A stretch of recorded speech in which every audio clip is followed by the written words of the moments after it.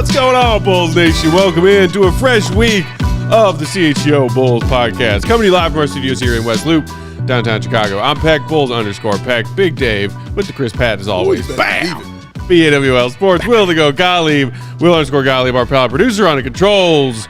Joey Spathers at Joey Spathers, the whole crew hanging out on a Monday. Yeah. Happy Monday to all of you out there in Bulls Nation. Lots to get to today. More talk and rumors about the Bulls and what they are going to do in that NBA draft coming up in just a couple weeks now. Hey, Cody. A couple weeks time. Cody, I gotta call him out. I watched part of his ping pong game against Rye just a minute ago. His heart was not in it. It wasn't in it, man. He just looked like a ping pong player who was frustrated to be playing ping pong. You know, I watched the final set of that. You know what I mean? You're right. As soon as he threw that paddle down, he went over there, was upset, and I went over to him. I was like, what's wrong, Cody? Whether it's the Cubs or whoever else in Chicago sports fandom or his ping pong, Cody takes L's hard. I asked him what was wrong. He was like, everything's wrong. Everything's wrong. Everything's wrong. He said, everything's wrong in my life. And I said, I'm in your life, Cody. That's a lie. Wow. That is like See him smiling now? Because that's like, well. A weirdly confident and also kind of charismatic flex. It's the truth. A little bit of happy news. Just to give a shout out at the beginning of the show. News just broke. Love you too, Cody. I think earlier today, our pal Kendall Gill's son, Phoenix, currently a junior at St. Ignatius here in Chicago, has officially committed to play ball for the Northwestern Wildcats after he graduates. Congrats, Phoenix. Shout out. I'm just wondering how secretly ticked off Kendall is that he's not going to play for the Illini, where he also got an offer. I don't think he's happy about it, obviously, but knowing how Kendall operates, the scholarship that I'm sure he got on that, and you know what I'm saying, easing that financial burden on the parents, I'm sure was pretty awesome too. And the fact that he got into Northwestern also shows just the intelligence of the young man as well. Indeed. You know what I mean? So that says a lot about Phoenix. But it also adds to the rivalry now. So when they play Northwestern, Kendall Gill will be talking copious amounts of shit when that happens. So that's going to be fun. I mean, you think he'll get himself one of those like split down the middle parent jerseys? You know what? And have his old Illini jersey on half and Phoenix's Northwestern jersey? I'm going to ask him. You're right. We should ask him. Whoever needs to get Kendall Gill a gift, there you go. There it is right there. Man, that's really cool, man, to have his son, you know what I'm saying, playing college ball and then the ability to just watch him all the time because now, you know, they're at the crib. Yeah, exactly. And also just like, it's cool. It's always cool when like local products go to local colleges to play for their local team. So I think that's great, and I'm just excited to watch him at the college level. Like, indeed, you know, kid is. we can go catch a game or two of his. Evanston, right up the road. I'm guessing that Kendall and Wendy are also pretty happy about that. Oh, they don't got to drive down to Champaign every time he's got a home game. Again, saving all kinds of loot right here. But you're right, because Carm always has tickets to a Northwestern game. Yeah. So we'll be taking them up on that offer. You hear that, Carm? You got a year before you got to start throwing us all of your free Northwestern tickets. That's right. Toss them this way, sir. We want them. We want to get some tickets today because Kendall's really ticked off. Ow! Lars asking about Northwestern getting their program really going. Is Boo Booey coming back for year 6? ? I do not know. I don't know either. Does he have another year of eligibility? That's a good question. I have no idea. Damn, that's a good question. I ain't even thought of that. Man, you're bringing me college basketball. I was going to say. Right now, I'm focused on the draft. Not a lot of people talking about Big Ten college hoops in June. Shout out to you, though, for the commitment, man. Shout out to you, man. That's awesome stuff right Indeed. And on a bit more of a somber note, but Circle of Life, young up-and-comers in the basketball world. The basketball world lost a legend over the weekend. Bulls legend, NBA legend, Naismith Basketball Hall of Famer, Chet the Jet Walker passed away at the age of 84. Yeah. Just a few short months after being inducted in as one of the members of the first inaugural class of the Chicago Bulls Ring of Honor. I mean, there's plenty to say about Chet Walker's NBA career and accomplishments for some of you younger generations of fans who aren't familiar. He is an NBA champion with the 76ers team that ended the Celtics' 8-year reign. Yes. 7-time All-Star. Yes. 4 of those coming with the Chicago Bulls. And in a way, kind of saved the Bulls from potentially leaving Chicago because the team was in such rough shape. Yes. He came and joined some solid teammates to build that program back to a point where the Bulls were a playoff team again. Yes. Actually helped lead the Bulls to consecutive Western Conference Finals appearances in 1974 and 1975. Absolutely true. And also about that Sixers team, at the time when they won, that was the record for wins during a season. 68 wins. 68 and 13. So, and that was Wilt Chamberlain and Bobby Jones, you know what I'm saying? All those just elite players were on the team, and Chet was definitely a part of that. Always a scorer. Like, Chet wasn't like a fast guy or anything like that, but he reminds you of DeMar, or I should say DeMar reminds me of him because he had an elite pump fake. The up game. fake. Elite. Man. It was elite, man. And that's all he did. It was a pump fake, but he would hold it. He would never bring it back down. It was always right here after he would pump fake it and then just rise, and it was buckets. And, I mean, 20 a game, great shooter. Always shot like well over the 80s in the free throw, the free throw line. I believe his career high was 56. He did that with the Bulls. Yes, he did, which stood until MJ's 63-point game against Boston as the franchise high total for points scored in a single game. Yeah, he could hoop, man. And of course, the reason I even remember is my brother has talked a lot about him as far as those 2 teams you just mentioned. Yeah, especially that Golden State team they lost to. The second time in 75, because that was the team that my brother is still mad about, that they lost that game because they were stacked as far as who they had on that team in the Bulls with Bob Love and Jerry Sloan and Norman Van Leer. Those were some teams, man. They had a squad, dog, and they lost one game shy of going to the finals. That's it. Just that one game, they couldn't get it together. They couldn't throw it in the ocean, as they say.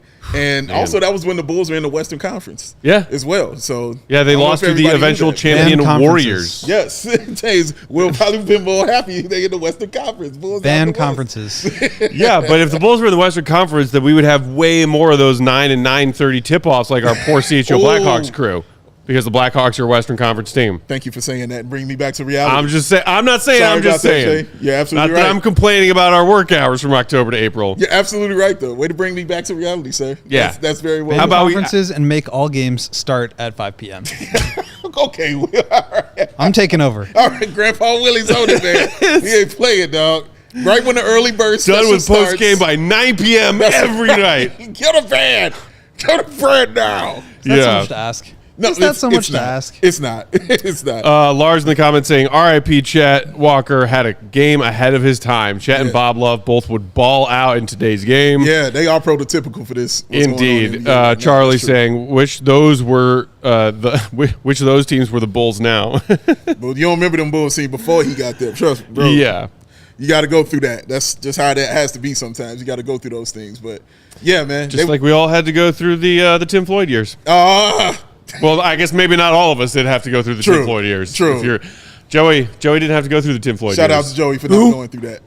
That's why he says who. He has no idea. He has no idea. Shout out. But something that I wanted to make sure we also highlighted for maybe some of those younger Bulls fans out there who weren't aware of what Chet accomplished not only on the court but off the court. Sure. He was an integral member of a collection of Players Association members back in the day to really start fighting for more freedom of the players when it comes to the choices of where they're playing and which teams they're playing for and the money they're making doing it. Yes. He was hugely significant. Yeah. 1964 All-Star Game, Chet Walker alongside Oscar, current at the time president of the Players Association, Tommy Heinsohn, Bill Russell, among others, threatened to boycott the All-Star game just hours before tip-off unless owners agreed to a new pension plan. And this is a segment from, shout out to our guy, Jack Silverstein, a.k.a. Reed Jack's column that he sent out to all of you subscribers out there about Chet Walker over the weekend. Owners were banging on the locker room door, Walker said. Elgin Baylor and Jerry West were being threatened with their careers. They'd never play again. We wouldn't come out until they agreed to talk. Finally, the commissioner promised he would discuss a pension plan. So that was the All-Star game in 1964. By the way, Chet Walker's first All-Star appearance, and he was willing to stand up with his fellow Player Association members and say, hey, we need more. Those are the things that make you a Hall of Famer, going beyond the game and things like that. And that was definitely around that time when those things were starting to happen and occur a lot in sports. You know what I mean? Black athletes actually meeting and standing up for their rights, because that was 3 years prior to the big meeting with the Jim Brown, Kareem Abdul-Jabbar, Muhammad Ali, right. You know what I mean, when they were calling for those kind of things. So, no, that sets precedent as far as how guys wanted to move forward in the NBA. Lou Brock, you know what I mean, another one of those guys that was involved in that around that time, like being basically like that free agent. And he started that precedent right then and there during that time frame. So, yeah, man, those things have to be discussed and honored, because it didn't just come out of nowhere. You know what I mean? Yeah. And so guys actually sacrifice certain things. And like you said, it's your first time being in an All-Star game, man. Who wants to sacrifice something like that? Yeah. Well, it was for the good and well-being of the league and the players coming after you. Yeah. So that's awesome. And that's exactly where I was going to go with this, is like we talk a lot about how guys perform on the court, and, we have the Jordan debate a lot. Sure. Not that there is much of one. It is not. But like, all players that are playing today, they evolved from the players that played during the 90s and then in the 80s and 70s and 60s before that. And I think we talk about it a lot, justifiably so, from a basketball perspective, what's happening on the court.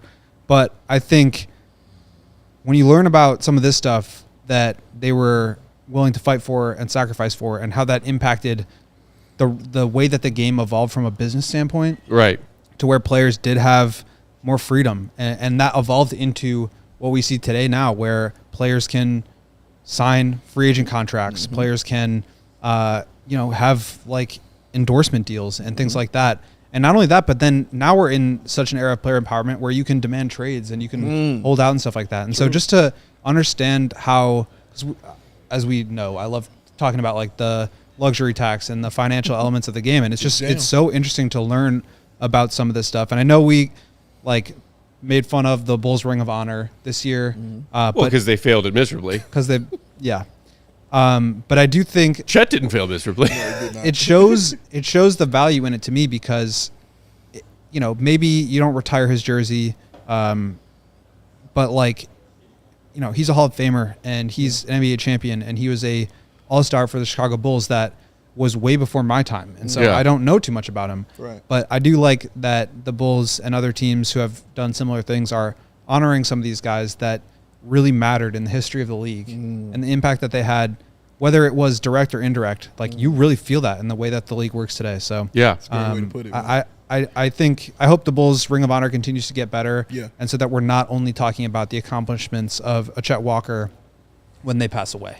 That's a great point. You mentioned kind of being a self-described NBA math nerd, a cap nerd, somebody who like is, piqued in curiosity by, just like the financials of the league and how it goes into which players get what contracts and how it all works. Your colleague on the Bulls beat, quick plug, not that he needs it, but happened to have my copy that I found in my library at home. Next.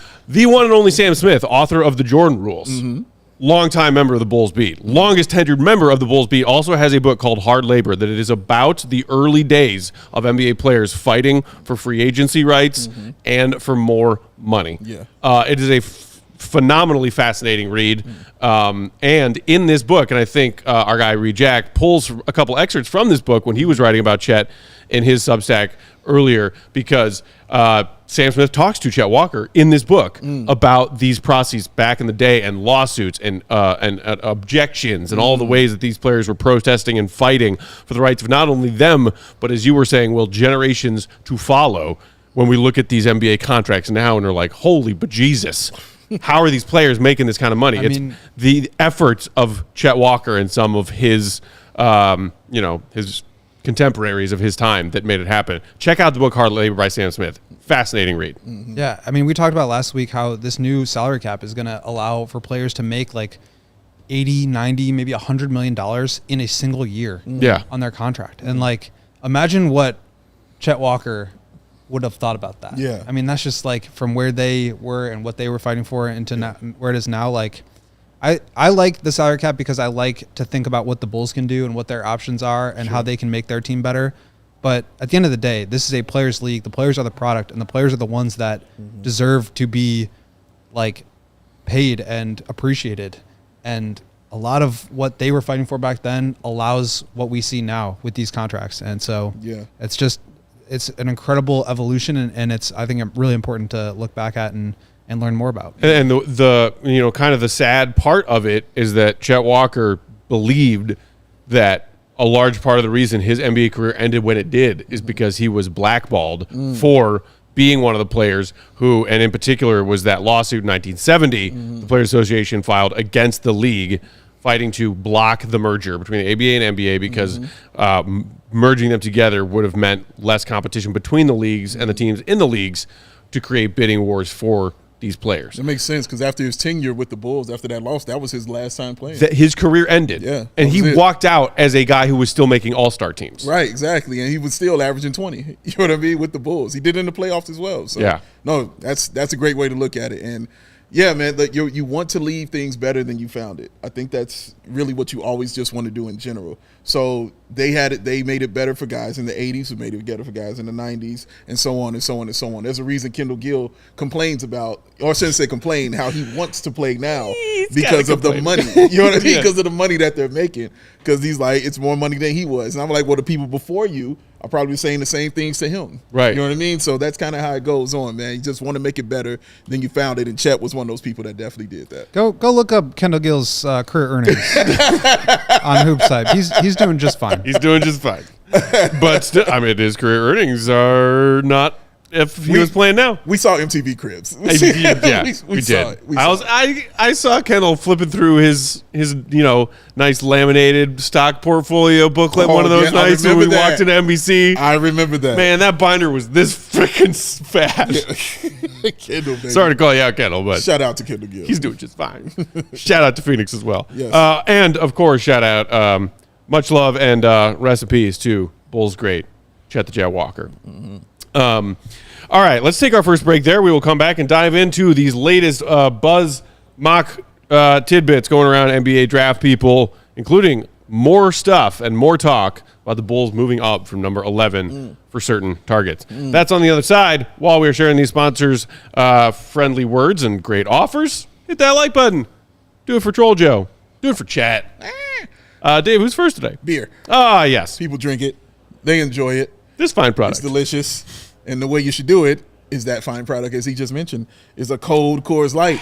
Because between work, social media, and the choices life throws our way, it's no wonder we're more worked up. Coors Light celebrates rising above and choosing a chill mindset. So why not turn that rained-out barbecue into the Will to Go Gottlieb 88th Annual Karaoke House Party? Invitations in the mail. In the mail! Lost in the mail. Lost. Just show up.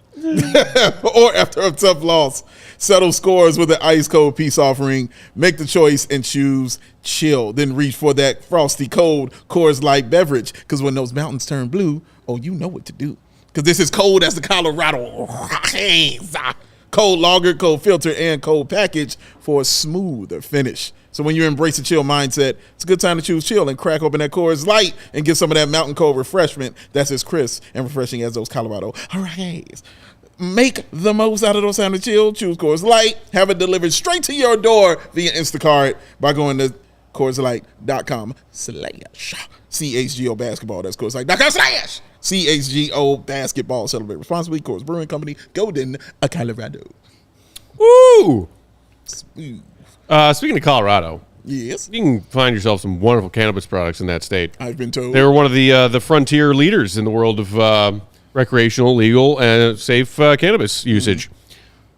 Here in Illinois, we're catching up, but we're not far behind. Yeah. We're on your heels, Colorado. Yeah, we are. Which is why y'all out there, wherever you live in Illinois, should check out your nearest Sunnyside Cannabis Dispensary dealership. Our friends at Sunnyside are here to help you elevate your summer. Sunnyside is your home for judgment-free cannabis shopping, offering a crazy selection with over 100 different strains to choose from, with easy online ordering and then in-store pickup. Stop in the store nearest you throughout Illinois for expert guidance from their staff, or select from their quality lines like Cresco or FloraCal. Of course, my personal favorite, those Good News brand tangerine gummies. Ooh, Perfect. Hit just right. Head to sunnyside.shop. Use promo code HICHGO at checkout for 35% off those wonderful brands and more to elevate your first purchase and to elevate your summer. Sunnyside Cannabis Dispensary. Bright buys every day, only for 21 and over or Illinois medical card holders. Brr. What's up? Bow. Bow. All right, guys. We are getting closer and closer by the day to the NBA Draft 2024. Wednesday, June 26th is the date. Speaking of which, keep your ears and eyes peeled for our details coming soon on our CHGO Bulls Draft Party that will be happening at a bar here in the West Loop of Chicago. Y'all invited. Come hang out. It'll be a fun time. Hopefully it'll be fun in that it'll be Bulls fans hanging out together, and maybe on top of that, we're all happy with who the Bulls pick. Maybe. Seems like there's a lot of, in the discourse of Bulls fans I've seen on social media for the last month or so as we start really focusing in on some of these prospects. I do not see one name more so than others. Some people are like, give me Devin Carter. Some people are like Dillingham. Some people are like, Isaiah. Some people want one of the bigs. Yes. I feel like it's like there's no front runner among Bulls fans right now. I agree. Some people want Matas Buzelis, who we should probably talk about. I think we should get So he was at the NBA Draft Combine. You spoke to him at the Combine. He was there telling you and others that he's not worried about his three-point shooting from his G League Ignite season. I definitely remember. I loved it. And I put a pin in that worry. And here we are because in Jonathan Givony's latest, newest, newest mock draft. Okay. Top 100 for ESPN Plus. He has Matas Buzelis at number 5 on his top 100, but has this juicy tidbit saying, sources say Buzelis' hometown team, the Chicago Bulls, watched him work out privately in L.A. early in the pre-draft process. Chicago has shown a willingness to explore moving up in the draft for the right price. The Bulls' Lithuanian president, Arturas Karnisovas, has extensive knowledge of Buzelis, who is also Lithuanian. Jonathan Givony, ESPN Plus. This isn't the first we've heard that the Bulls might be interested in Buzelis. We've wondered whether or not he could fall to them at 11 or if he would get scooped up before that. But here is just the latest example. We talked about this, I think, on 2 Fridays ago, Dave? Yeah. There was a report from somewhere that the Bulls are going to trade up because they want Donovan Clingan. I remember. And now it's Buzelis again. What do you make of this? And also this new little wrinkle with like the AK connection and that he's maybe had an eye on him longer than we maybe previously thought. I mean, Chicago area native of Lithuanian descent. You can see the connection there. But he's also one of the top prospects in this draft. He has been considered one of the top players in this draft. We know that the Bulls, like many other teams, have a close eye on the G League Ignite because they play within like the NBA universe. I mean, they're playing in NBA G League games. So there's been, I'm sure, a lot of scouting done on this guy, and he's one of the top players. So that's what they should be doing. They should be doing their due diligence. They should have an inside track on him because they've been able to watch him since his early high school days. And they should be looking to improve their team and to take some swings here by any means necessary. Correct. And so does it surprise me that the Bulls are kind of being talked about as a team that's moving up? Maybe a little bit, just because this isn't necessarily a draft where like you're going to find an obvious franchise cornerstone player, but that doesn't mean that there's not going to be really good players. And so if you have your eye on a guy and you think he's, that's your guy, like why not go get him? Because this might be your only chance to move up in a draft without having to sell the farm to do it. We've seen in previous drafts, like the Luka Trae Young trade was, I believe, 5 and next year's pick unprotected for 3. Yeah. So they moved up 2 spots to get Luka and ended up trading them Cam Reddish and Trae Young. That's a trade that I think they would be pretty thrilled to do again if they had the opportunity. And so I think in a lot of ways, like this is the cheapest some of these guys might be. It may also be the most expensive they end up being. And I think that's the risk. But to me, like the idea of moving up, I'm fine with it. Like there's probably 13 or 14 players in this draft that I would be like, okay, but not thrilled with the Bulls drafting. And I think they're going to end up with one of those 13 or 14. I don't know who it's going to be, but if Buzelis is their guy, why not go go find a way to go get him. Yeah. And I feel the same way about the Donovan Clingan rumors that happened a couple weeks ago. Like, if you feel convicted that that's your guy and you have a chance to go get him and it's not going to be too expensive, then sure, why not? I don't know what the price will be, and that's something that probably we won't know until it either happens or doesn't. But to me, like, the Bulls need to be exploring avenues to be aggressive. And, like, this is in the draft, you're going to find, hopefully, cheaper contributors. And so if you have a chance to take a big swing on a guy that you really like, why not go get him?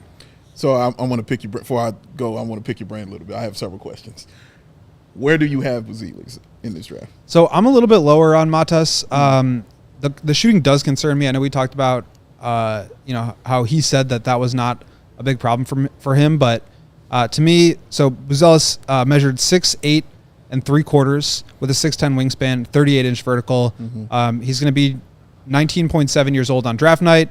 And, he is kind of pegged as a shooter, but he just didn't shoot the ball well. So that to me is concerning. He definitely is a good athlete. I think he has really nice defensive chops in terms of his ability to slide over and help and protect the rim. Yes. He generated a decent amount of steals, if I recall correctly. I'm going to pull up the numbers here as I'm talking. He had a 1.28 steal rate, which is not great, but a 5.74 block rate, which is really good. He's not somebody that I view as like a shot creator. He's more of like a, off-ball tweener forward that I think probably works best as next to another tweener forward. So I think like the fit next to Patrick Williams could be pretty good, pretty interesting, because both those guys can switch, both those guys can protect the rim. But 3-point percentage for him, 27.3, 3-point attempt rate, 27.9, both really low numbers. And so not only is he showing you that he's not a good shooter, he's telling you that he's not a good shooter because he's not taking a lot of threes either. And so 67% from the free throw line, the indicators to me aren't quite there. And yes, he's explosive. He can dunk. He can do windmills. He can put it through his legs. But if he's not really creating offense for you and he's not able to be a really high-level shooter off the ball, I just wonder where he fits in offensively. And, some guys, they're just so good in other areas that they can overcome some flaws like that. But I'm just a little bit lower on Matas than I think consensus. I have him right now at 8 on my big board, which I'm constantly tweaking and messing around with. But to me, like, if you are going to swing for upside, there's better bets that could end up being like the guy, like a Ron Holland or a Stephon Castle, I think, or a Nikola Topic. Those are guys that I'd feel more comfortable gambling on because I think if you hit the 90th or 100th percentile outcome, that's like a star level player. Whereas if you hit the 90th or 100th level outcome for a Buzelis, it's more like a second or third option on a good team. Which is still like a really player. good role player. Yeah, it's still a great player, but at the end of the day, like, if you're moving up in the draft and you're swinging for upside, there's other guys I think I might prefer. But I also don't dislike Buzelis. I think he's going to be a high-level contributor. It's just a matter of, like, can he get to that, like, fringe all-star level? And I'm just not sure. As far as the trade concern for him, obviously the piece that they have is Zach LaVine that they want to get rid of for, to move up. Would you think that would be worth it if he's going in that top 8 where you kind of have him? Do you think teams will still kind of covet that a little more than picking a player that they might not be as high on because of what this draft is? So I should say I have him at 8. Looking at my consensus mock board, which I updated today, Flex. which basically looks at all the other like major mock draft outlets. ESPN has him at 5. Bleacher Report has him at 4. The Ringer at 4. No Ceilings at 7. The Athletic at 5. SB Nation's new one today at 6, and Yahoo at 6. So I'm just a little bit lower, and I think teams could like fall in love with them. I know we got to take a break here, so maybe we can get into that more after. But I think it's just really, it's like an opportunity cost question. If you spend the 11th pick, what more do you have to attach to that? And is the difference between whoever you get at 11 plus whatever that asset's value is that greater than or equal to how good you think Matas will be? If the answer is you think Matas will be better than the combined value of 11 plus the other asset you have to move, then go for it. If not, then don't go for it. Like, I think, and this is true about how the Bulls should be operating, I think in general, is like value propositions. Is this more valuable or less valuable? Take the one that's more valuable, or make the move for the one that's more valuable. And don't just settle because you prefer to keep your guy or you believe in whatever. So I think they just have to be a little bit more analytical and surgical in that way, which they have not been in the past. Lars in the comments saying Buzelis at 11 is fine, but too much to trade up for him. It'd be bad and create too much pressure for him. I mean, I don't know about like added pressure on a player because someone drafted up to get them. I'd ask Luka if he felt any additional pressure or if he just started balling right away. Yeah. I don't know. Maybe that is what doomed Mitchell Trubisky. But different scenarios. Let's put a pin in that, and we'll come back and continue this conversation on the other side of our second break, because I did see one particular proposal in general of Bulls trading up for the sake of Buzelis. And I did not care for it. So we can keep talking about whether or not it would be worth it for the Bulls to move up for this guy. On the other side of the break, hit that like button if you didn't do it the first time around. Do it for Baby Joey. Dave, who's next? You should be a diehard. Yes, you should. I'm not going to beat around the bush on this. You, the one looking at all this fineness right here. You should be a diehard. Come hang out. Come join us. It's a wonderful thing to be.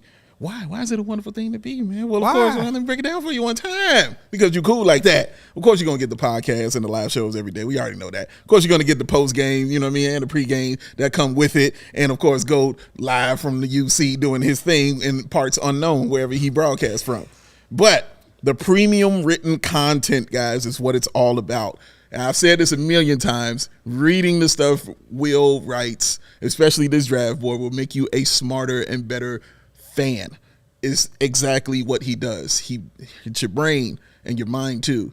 And we have several writers that do that for every sport that we cover here at CHGO. You get 20% off the events. He just told you about the draft party we having. Guess what? Boom, automatic 20% off for you just because you a diehard. And you get to come hang out with us, man. And if you tell us you a diehard, you'll get extra love. Actually, that was free to attend. Yes. But maybe we shout out our diehards in person at the live watch party. I think that's a good idea. That's right. Love that idea. I definitely did it at the Bears one. Yeah? I definitely did it then. Yes. Dope merch for all the teams, because that's how we roll. You get a free shirt when you become a member. So just like this awesome one around is rocking right here. Hey. That could be the one that you rock. Any team, you pick it. It's yours. And, of course, the members-only Discord, y'all, we call the CHGO Lounge. Several things to talk about in that lounge, man. You want to do basketball, you want to do hockey, you want to do baseball, you want to do wrestling. They got it all covered out there in that lounge. All these awesome things and more that you get by just being a diehard. You can go to allchgo.com, sign up, become one, and join us in this wonderful thing that we do here at CHGO. That's right. Also, that GOAT draft database, only for diehards. Yes. Only for diehards. That's it. And yeah, our Bulls diehard Discord is a real fun place to pop into and hang out, chat with your fellow Bulls fans. People in there talking about the latest, that other guy, the Clutch Points reporter, Brett Siegel, Brett Siegel, also in his latest mock draft talking about how he's heard from people that the Bulls are looking to trade up into the top 10. We got people in the diehard Bulls Discord talking about Dan Hurley telling the Lakers to F off and go away. How wild is that? Whatever is on your NBA and Bulls mind, chat about it with your fellow Bulls fans in our CHGO diehard Discord. Yeah. Today's show also brought to you by our friends at Circa Sportsbook. Yeah. The NBA Finals are happening actively. Don't ask First Take because they're talking about a beef between LeBron and Kendrick Perkins. But the NBA Finals are actually happening right now, folks. Game 2 was last night. Game 3 is a couple nights from now. And you could be having fun and making money on those bets with the Circa Sportsbook for these finals games. At Circa, they're always striving to have those starting odds at minus 110, whether you're looking at point total over-unders, game spreads for these NBA Finals games. Unlike a lot of other bettors these days who are pushing it to minus 115 or minus 120 out of the gate from the sportsbook for no good reason at all. They encourage their bettors to download and explore this wonderful Circa Sportsbook app, but also download and check out any sports betting app that's available. And they know that there's a lot of choices out there these days because they're confident that more often than not you're going to find better user experience, better gameplay, better odds, better values, better overall time, and more valued winnings at Circa. And they know you will never find anywhere the customer service that you find at Circa. Real people behind that Circa Sportsbook brand who resolve any issues you might have with their app in a timely fashion, unlike those other sports bettors who use the dreaded chat bots. Yeah. All aspects of their Circa app are being run by the same team that run their main Circa Sportsbook at Circa Resort and Casino in Las Vegas. Download the Circa Sports Illinois app at circasports.com/Illinois-app to sign up today. Be on the lookout also for Circa's events, watch parties, and tailgates, including, of course, that Friday 120 Club. New fun thing we're doing this year. CHGO Cubs, their crew, Cody, Braggs, and their fellow Cubs fans. Braggs. BYO bleacher ticket. That's right. Meet them at Murphy's beforehand. Yep. Have some fun there. Have some fun in the bleachers. Party at Almost Home after the game. That's right. Also, a fun Circa event. Mm-hmm. If you or someone you know may have a gambling problem, call 1-800-GAMBLER. That's 1-800-426-2537. Text GAMB to 833-234. Visit areyourreallyWing.com. I want to talk about this guy, Buzelis. Matas Buzelis? Yes. Okay. I have thoughts. What are your thoughts? Talk to me. Thoughts on him. Talk to me. I love him. Oh, yeah? I love him, Will. I do. I love to hear that. I love this guy. He's my topic. Topic, sure. He's my guy. Okay. Yeah. The things I watched him do, I'm like, my first thought was he's a hooper. That's the first thing I said. He's a dog for sure. Yeah, man. Like, this dude a hooper, bro. He's not really scared of nobody out there. Careful with that phrase. Why is that? You know who infamously used that phrase to talk about people like Shaq Harrison back in the day. How dare you even put me in that same category? He said he's a hooper. He also said he was a football player. So it's a whole different monster, sir. All right? You will not. And Luke Cornett equals Robert Horry. Yeah. Don't you ever. Don't you put me in that category, Ricky Bobby. Don't you put that evil on me. Don't you put that evil on me. Put this knife in my leg. But he's definitely he's what he is. That was my first thought. Like, nah, this dude hoop, man. And there's no fear in his game. Like, he plays with a confidence in his game for a 19-year-old that's kind of beyond his years that I like. I like that he plays with his face to the basket, and he's a ball in hand kind of guy. You know what I mean? Like, he got to have the ball to work his thing. And he's a mid-range dude. Yeah. You know what I mean? That's where he will bust your ass at. And, man, he's just shifty. You know, he's got a little quick to him, and he's got a little handle. He has to have, like, the special handle. Like, I'm not looking at him to, run your offense, because they were trying to tout him as, like, a point guard when he was coming up. Yeah. Kind of one of those guys. So he's got vision, you know what I mean, and those kind of things, but the handle isn't Steve Nash. It isn't J. Kidd. It isn't Magic or nothing like that, but it's good enough to get him open and get to the spaces that he wants to get the shot that he wants. He doesn't use his strength to get his shots either. You know what I mean? He's just crafty with it, and he's smooth with it, and he will go and he will yoke on your ass, like, for real. The things that he has to improve on, obviously, are the three-point shooting. I love his form, though. I really do. I like his form and when he shoots, man. So when I see a guy with a good form, that kind of makes me be like, okay, you'll be okay. You'll get it together. This is why Patton is here. Do his job. He should be a better shooter. Yes, Joey, thank you very much. He should be a better shooter for that. So that's one. The two is the strength aspect, because if he doesn't put on weight, he's going to get his ass busted. But he's got a frame that looks like he could put some muscle on for sure. Exactly where I was going. Because that, for me, those are things that just come with time. You know what I mean? You're coming in as a rookie. You'll put on that weight. You'll get better. But he's going to get worked this first year in the paint. They're going to try to exploit that for sure. Yeah. Because he doesn't really use that. I'm glad you mentioned the defense too, Will. I love his help defense. He's a very good help defense. Yes, man. I truly enjoy watching it. The blocks that he gets. He's a guy that can get lost on there. But I equated it to being young more so than him not knowing the game. I was just like, oh, he just fell asleep on that. I've seen many guys do that many a times, and they're usually young. If you're still doing that in year 6, James Harden, then you can, have those kind of issues then. But I really, truly like his game, and I feel like he's somebody you can kind of build around. I think if he has a point guard, he's even better because he's awesome in transition. But he shouldn't be a guy that you're like tap, bringing it up, doing those things like that. But he is good, man, and I just like his game. I think he can be a dude that gets you 30 and 15. And 30. Yeah. Wow. He's got that. I see that on him. Let me dig into that a little bit more, because to me, like, the scoring is what I'm most concerned about. So how do you view him as somebody that ends up with 20, 25, 30 points per game? Because when the players I thought of watching him, one of them was Wagner down in Orlando. I just saw somebody comparing the two in the comments a minute ago. That was one of those guys I thought of, and that dude can get you 30. You know what I mean? If you need it, and he will get you 10, 15 rebounds. The comparison, I watched his G League coach, Coach Hart, shout out to him. I watched him what he said, and his comparison was Karolinko. and thought that he had some Gordon Hayward in him as well, as far as how he saw the floor. Because Gordon Hayward's, thing was always good vision and how he ran transition and things like that. That was his skill. So he compared, that's a heck of a comparison. And again, those are two dudes that will get you 30. You know what I'm saying? They could definitely do those things. It's the fact, Will, that mid-range game, it's pretty awesome to me, watching him do that. And if you give him the ball and let him handle it and go to work, I think he could get you that, man. And the other reason I think is because of the three-point shot. I think it will come and it will be there. But he's got to have a point guard for sure. I think he's got to work on, obviously the shooting, and he's got to work on his strength and a couple other things because you're 19 years old. It's just what it is. But I really, really, really like him, man. I think he can really change the team. Sean Sharp in comments is at least one who agrees with you, Dave, saying Matas has a quick trigger. I really like his form. The handle he has at 6'10" is just ridiculous, though. I've seen his form. I like his form, but I've also seen the numbers. Sure. That Will was yeah. I'm a numbers guy. You show me what that dude shoots percentage-wise from behind the three-point line for a full G League season, and I'm not super stoked about that. Understandable, man. I believe his coach said he shot 40% when the season first kicked off for about a month, and then it went down to what you saw.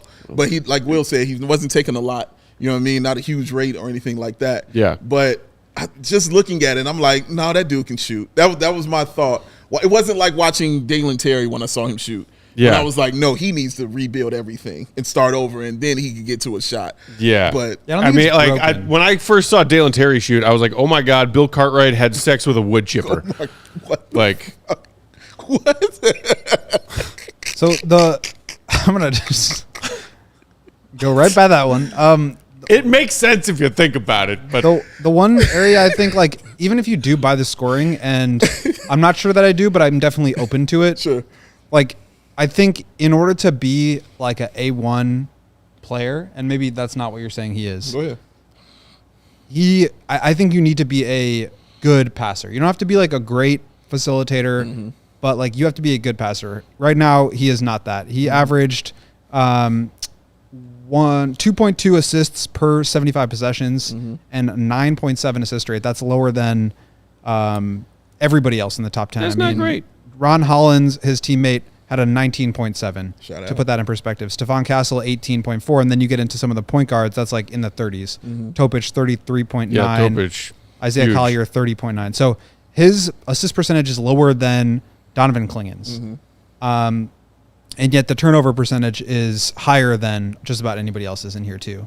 17.9. 17.9 turnover percentage. Yeah, higher than Topic, higher than Castle, higher than Sarr. Zoinks. Higher than, Rob Dillingham. So I do think that caps you a little bit. Like, for example, Cam Whitmore last year, incredible score. And we saw that at the NBA level. We don't know why he ended up sliding. But I think what prevents him from being like what will take like A1 star out of his potential outcomes is the fact that he is just a negative passer. Like he will not pass. He will not do it. And I'm not saying Buzelis can't, but I just think that kind of closes some doors for him in terms of his ability to run an offense. I do like the mid-range game. I think that's good. I think he can get to the basket pretty well. But if you can't shoot and you aren't a great passer, that means that unless you are so good at scoring, then the ball's not always going to be in your hands. And when the ball's not in your hands, how are you contributing? How are you fitting into the ecosystem of a winning basketball team? And the G League Ignite team was not that. I'm not saying he can't be a winning player because as we've talked about with regards to Zach LaVine, I don't really believe in that. But it just brings up some questions. But yeah, I mean, 19 years old playing in a professional league, like I still have him easily in the top 10. Yeah. And if he did fall to 11, I would be pretty thrilled with that. Yeah. But moving up for him and passing over other guys, I think would be a little bit more, I would have more questions with that, but certainly not like, I wouldn't be like mad at it because I do think he has potential to be a very good player. And that's why I said that I believe he needs a point guard. Yeah. You know what I mean? Because he's going to need that. That's going to come in handy. Being a terrible passer, the numbers indicate that for sure. The stuff I was watching and looking at, I feel like there's something there. There's something there, bro. Like, I don't find him to be just – I've seen terrible passers, and he doesn't strike me as such, just watching him. But, again, I don't need him to be bringing the ball up running my offense either.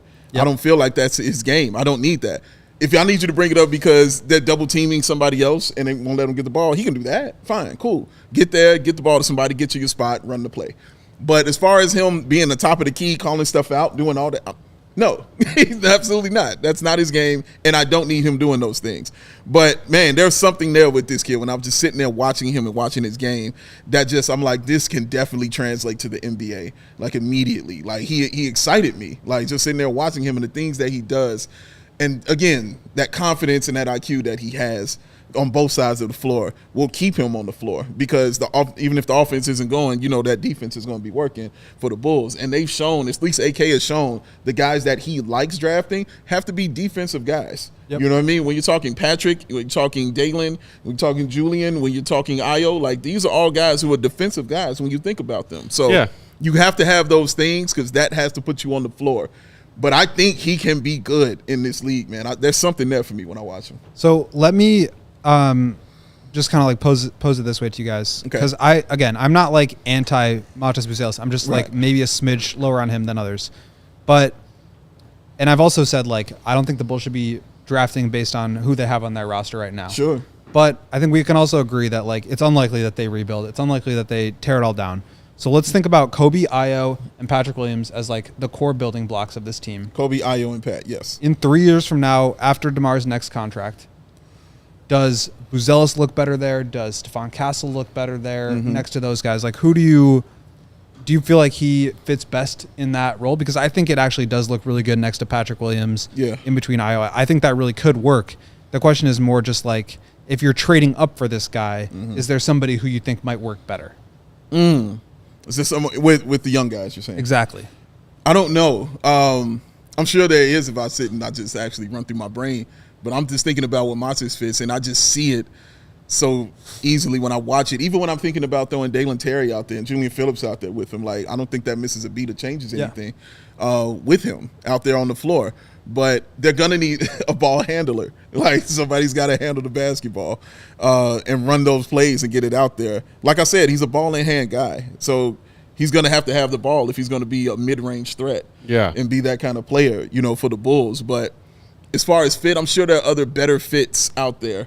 But the guys we're talking about who might be better fits are guys who are also going to be higher in the draft anyway. You know what I mean? So if that's the comparison I'm talking about, then I'm pretty cool, what I'm saying, with getting a guy like that. I think when I frame it that way, like, it's maybe more appealing, because you look at, like, Nikola Topic, for example, or Stephon Castle, guys that want to have the ball in their hands. Like, there's maybe a little bit of conflict there with Kobe and Ayo. When you look at Ron Holland, I think that works, and it's why I'm excited about him. Donovan Clingan, I think that could work. Cody Williams, maybe a little bit less than Matas. I'm a little bit lower on him. So it's not like the worst fit in the world. I think he's got potential to be a very good player. And like I said, if he fell to 11, I think that would be a steal. So I'm not like low on him. I feel like there's some bets that I would prefer to make. Right. I got you.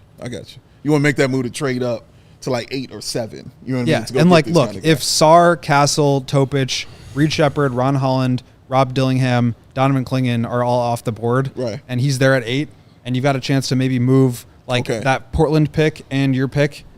Like, hell yeah. Yeah, I see that. A bunch of people in the comments, including Swavell Adams and somebody else. Jeremy Munoz saying, okay, so like, is Matas Buzelis, or is anybody worth trading up for in this draft? And I think it's a fair question, because I think I still count myself among Bulls fans who are saying, I don't want them trading up for anybody. And I have not watched any of all the names that we've talked about thus far. I have not watched the tape of any of those individuals and said, go get me that guy. And do what it takes to get him. If you got to move up, move up. I do not feel that way about any player in this draft. I love Reed Shepherd. And I am sure, But I feel you. He's good at basketballing. But you're not wrong. I am sick of what we've been through for the last few years of, we got to send a pick to Orlando. Okay, cool. We got to send a pick to Orlando. Okay, are we done with the Vooch trade now? Do we still need to send San Antonio something for the DeMar sign and trade from 3 years ago? Cool. And now we're talking about trading up. And when I think about what it would take to do that, and this is just one example, but our guy, James L. Edwards III, Pistons beat reporter for The Athletic. We had him on before the deadline on this here program talking about the Bulls Pistons rumors and Zach LaVine. Flex. on his latest thoughts on what the Pistons are going to do at 5, he proposed a Bulls-Pistons trade. Okay. Here, Bulls, here's the number 5 pick. Everyone is talking all over the place how the Bulls want to jump up a handful of spots in the draft to get the guy that they want, whether it's Matas or Dillingham or whoever. Give the Pistons number 11 this year and a top 4 protected pick in 27. And I literally almost threw my laptop against the wall of my office when I read that. Why you do this to yourself? Because and look, it's just a Pistons beat reporter proposing a trade where the Pistons trade down out of 5 because I think the Pistons are cranky. Yes. That they're picking at 5. Correct. Again. Very cranky. We were there at 7. It's okay. But like, trading up, giving up number 11 and a future first-round pick to move up a handful of spots in this draft, I'm sitting here saying, are you freaking nuts? I completely agree. Completely agree. Stay at 11, take the best player there, or trade down if you can. In my anytime I talked about trading up or putting out in my mind, the only thing I bring up is Zach LaVine. Because that's if you're having an issue trading this young man for actual capital from the NBA team, well, in a draft like this, teams might be more willing to give up the draft pick to get a guy like Zach LaVine. No, I don't want to give up extra shit with Zach LaVine. No, I would love to keep that pick.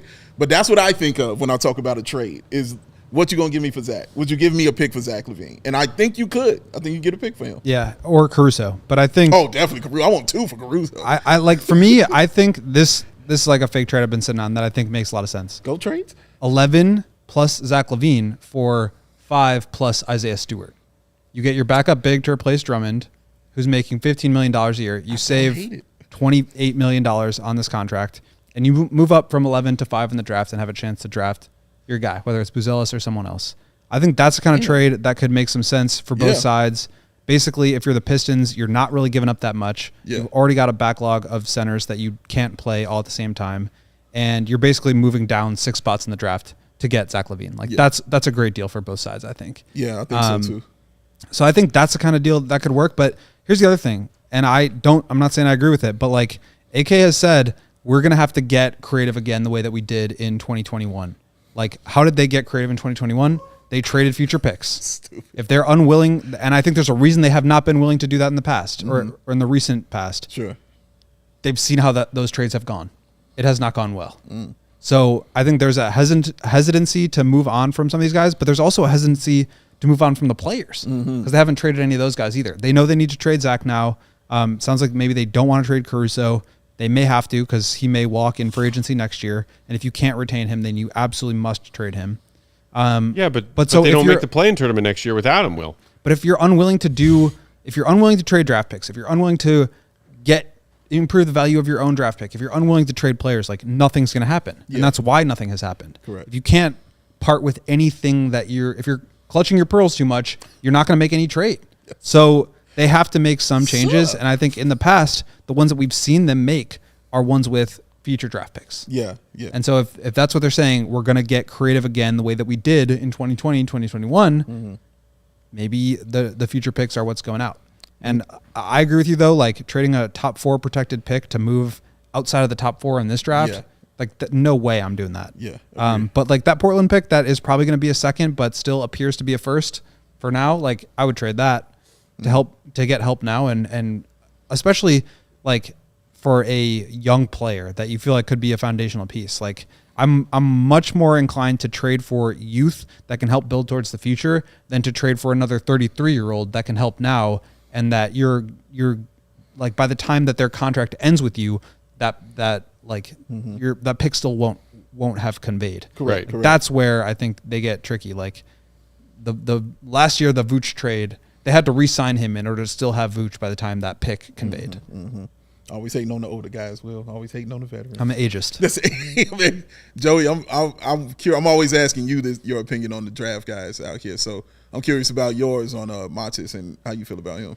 Yeah, I've liked Matas for a while. I haven't been that locked into some of the evaluations around him recently and some of the buzz from people who are in the league and which way he's trending. But I, in general, like that player archetype. I mean, there's obviously a big level of variance for what his outcome could be, but I do think that in general, this isn't groundbreaking. You draft on size and traits and stuff like that. But having a big 6'8" plus guy that can handle and has playmaking flashes like that, I think is one of the more valuable types that you come across. So, but is he going to be Franz Wagner or is he going to be Poku? Right. It's very there are a lot of these guys that come in with this, and it's a hard role to succeed in. Sure. But I also I think that like what you talked about, the help side defense, the IQ, I see some upside as a playmaker, and so I think that probably raises the floor a little bit. And ultimately, I'd be pretty excited because I think he's skilled and gives them something that they don't have. He's got tools. He's got skills. He's big. I think there's a lot to like here. To me, it goes back to what I was saying before about value. Right. Do you feel like this is a value play for you, or are you just trying to make a move to make a move? And I just think that they need to be prioritizing building value, even if it's value that takes you a step back now and becomes more valuable later. That's the way I would be doing it. And I know there's still a priority on being competitive now. And so maybe that makes things a little bit harder, or the value is displaced in that way. So that's just stuff that they have to consider. But I agree that I'm not giving up a bunch of unprotected or lightly protected future picks to move up in this draft. I wouldn't do that. Yes, sir. Rob saying only way I'm trading a protected top 4 pick is if I know I'll be in the playoffs that season. Which looking into the future, you can't. Anthony pointing out, speaking of some of those player comps, that he saw an NBA scout compare Matas to Hito Turkoglu. I think I saw that one as well. Yeah, I did too. Meanwhile, Jeff Rock's just saying Poku out here catching strays. Out of nowhere. You just need both sides of a spectrum. Joey picked 2 names. Being fair. Meanwhile, Uncommon Vision asking, can we hire the GOAT as our Bulls GM? Serious question. Well, I'm afraid that position has been filled. I'm not qualified for that job, you guys. You're right. You're qualified for vice president. I'm not going to comment on that. I do, however, have a snarky comment available about Mark Eversley getting an extension. Get your snark Did off. we talk about that? I feel like we already addressed that. Yeah, we did. Still nothing? Still nothing? Yeah, we got into it. I mean, I'm not about to throw shade at the Bulls for issuing a press release on the passing of Chet Walker. Good for them. You expect that when a legend of the game that spent time with your organization passes away. Eversley contract press release? No? Can we get one of those? No? Do you think it happens if it kicks in July? And that's what the press release goes. So if in Darnell's column, he said, I believe, that his new 3-year contract begins in July. Yeah. Maybe if in July we hear the Bulls in a official press release way say that they have extended Mark Eversley, I will give them a bit of a pass. But it's still don't like it. It's still just a report for now, though. They have not, in order for it to be they have to confirm it, and they haven't. Maybe they're not. Has not been confirmed. Has not been confirmed. So we don't even. I mean, not to discredit Darnell. I'm not saying that he's wrong, but they have not said that that's true yet. Yeah. And when they say that that's true, that will be the official release. Well, and it being a thing that happens, and then Bulls fans not hearing about it for a while, and then eventually hearing about it later, cat's out of the bag. Somebody gets wind of it and reports it, and then the team confirms it. Yeah. This is how I feel the Bulls are operating as an organization. That's how they've been doing. Shout out Shirtless Wonder also, who's been hanging out outside. He just went back in for a second, but shout out for him for just being who he is, ladies and gents. Shout out to the Wonder. Yes. Oh, my goodness. Fish, you think after they signed the extension, they all had cake? I mean, probably. Ooh. Maybe some high fives, some hand pounds. I love cake. Oh, my goodness. We too early. You know how you roll, baby. It's a fact. Rob asking, do you think AK is going to trade AC, maybe Zach, for 2025 picks if he can? I mean, that would be forward thinking.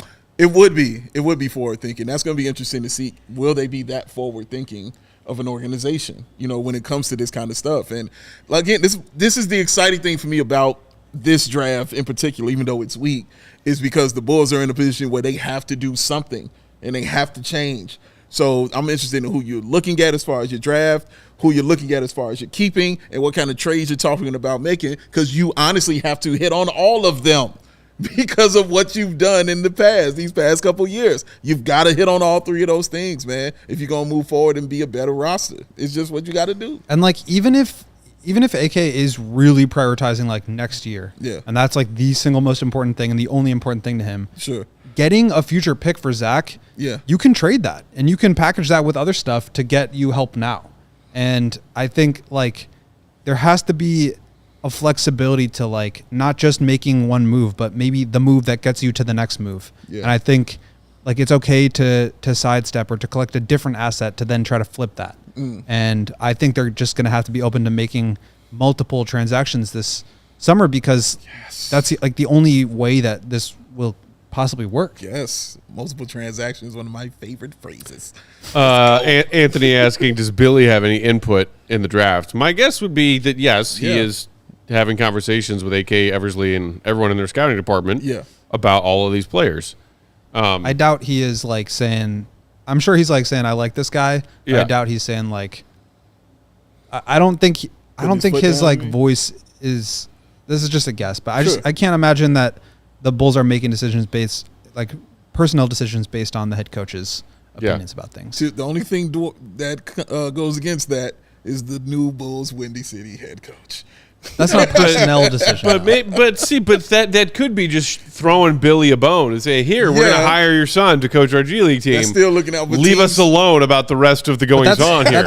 Pay no attention to the man behind the Iron Curtain, Billy. You're doing a great job. Way to make the play-in again. Here's a job for your son. Don't bug us about anything. We don't want to do anything. And then let's move Mo Cheeks up in the front office position as well. That's his boy. Yeah, because I feel like I don't think he's in the front office. I think he's outside the. He's doing the Paxson thing, the John Paxson job. I think he's just like still on the coaching staff, but in a less involved day-to-day role. Okay. If I'm Mo Cheeks, I'm like, hey Billy, I know I'm your right-hand man. Have been, appreciate the gig here in Chicago, but I got to get the F out of here. Everything about this place is broken as shit. I'm telling you this. Mo Cheeks ain't no dummy. No, never has been. It never has been. If I'm Mo Cheeks, I'm running for the hills. Well, Billy, I'm running for the hills. And this dude moves up and Joey moves up, you better believe I got something to do with it. That's real. Hey, and that's just letting y'all know you're moving up. Raises in your future. Positive affirmation liaison right here. Come on, right here, man. On the Bulls letterhead. That's if we run into a basketball team. And Will be the head of the team. I might make you the coach, man. Really? Yeah, I can see you coaching. That's a lot of responsibility. I know. I'd rather just be your counterpart. No, but just like be harsh criticisms liaison. HCL. That's my job title. But I need somebody that can invoke that fire and that passion on the team. And Joey be like your lead assistant because, his brilliance, with the offense and defense making up the plays and stuff. Yeah, I don't hate that idea. We can do that, man. I mean, I can yell at people. Yes. I'm really good at yelling at people. And you in especially an interview? People who are not doing their jobs properly. Oh, my God. Oh, my God. Man. Basically my job. What's my job? I said you could be the lead assistant. And not GOAT? No, Goat's running shit. Okay. You know what I mean? No. Goat's running shit. Even though Goat said he's not qualified for that job, we're just going to breeze right past that. Yeah. No. Goat's the first hire. Name Goat the head of basketball ops. As the lead assistant, I will be meeting with Goat to discuss the strategy. That's fair. That's fair. My only qualification for any of this is we're a top-down organization. That's it. Wow. I know how little I know and that I need to hire people who know what they're doing. Hey, the person that knows that they know something, they know nothing at all. Hold up. So, yes. Did Joey just say that if he was my lead assistant, he would go behind my back and over my head to talk to Coach? Is that what you heard? That's what I heard. No, that's not what I meant. Yeah. You are the head coach. Yeah. You are responsible for the egos of the players and the rotations. Yeah. And you are outsourcing the playbook to me. Okay. And I am outsourcing it to the GOAT. That sounds fair. Because of his X's and O's prowess. Yeah. Goat is going to be there in practice on the floor. He's correct. I think it's one of those things where Goat's like, I'm the general manager, but then he's at practice and he's like, no, don't do it like that. Right, exactly. Right. Watch the form. Watch the form. Buckets. GM/shooting coach. That's right. Tell you, Matt, boy. Yeah, that's head coach. Anthony saying you can throw hats at the press conferences too. It would only be a matter of time until I hit somebody with a stiff brim and got sued. Yeah, that's when I'd have to have a talk with Matt. Again, Matt, you cannot throw the hats into the crowd. You have to throw them on the ground. I mean, we lost by 5 to a team we should have destroyed. Oh, yes, Matt is the head coach for sure. Can't wait. I mean, yeah, if we have a couple of games in a row where we put up 12 points in the first quarter, I'm going to be throwing some shit. And I want you to. Yeah. And that's what I want, too. And me and Will will be up trying to find better players to make this team better. Yeah. Mm-hmm. We are out of time for today. Thank you, everybody, for tuning in. Hopefully you enjoyed this conversation about the NBA draft, Matas Buzelis. Plenty more conversations to be had in the coming weeks about all of these lottery prospects that the Bulls are keeping an eye on, and everyone from every NBA corner talking about the Bulls as a team that might potentially be looking to move up. We will continue to cover it as it unfolds. We will be back tomorrow, same time, same place, 4 p.m. Central in studio. In the meantime, read GOAT stuff. The mailbag from last week, if you haven't gotten to that yet, also check out that GOAT draft database. Recently updated, and by recently I mean earlier today, with all that draft intel. Diehards only. Speaking of which, Joe, you know who the most recent 2 diehard signups are? Pete and Manuel. Oh, are they? Because I don't know. I looked this morning, and according to our Kevin Kadick, the 2 most recent CHGO diehards are Matt and Joe. Wow. That's true. It happened. You finally did it, Joe. Follow Big Dave at BowBWL Sports, Will_Gottlieb. Joey, our pal producer on the controls, is at Joey Spathis. I'm Bulls_Peck. We are CHGO_Bulls. Have a great Monday night. No finals. Appreciate Sad. y'all, man. Find some way to entertain yourselves. Watch wrestling. Sure that. See you, Red. Be good. Love. Peace.